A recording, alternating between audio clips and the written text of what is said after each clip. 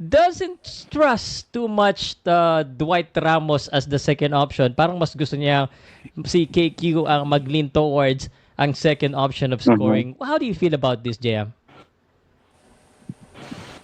Sa akin, Boss Pao, for me, this is the time para mabigyan na ng break yung dalawa, Tamayo and KQ.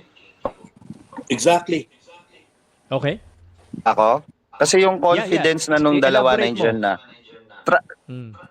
Kasi like, etong si KQ nakita natin yung tune-up. Kahit sabihin natin tune-up game, nadala ni KQ yung experience niya na nag-training siya sa NBA, sa USA. Okay?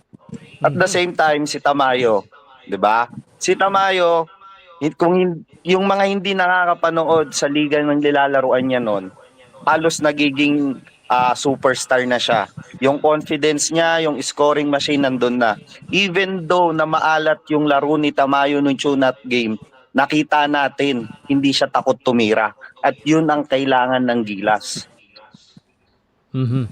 Kasi That's correct. Kasi- actually. lagi tayong umaasa kay Brownlee.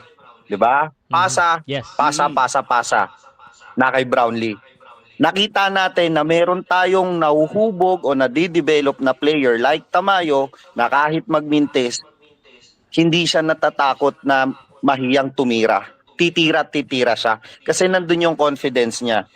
Pero in terms naman kung sino yung possible na pwedeng palitan, ang pinakamawawalan ng playing time sa nakikita ko tingin ko si Jamie Malonzo at si Calvin Oftana.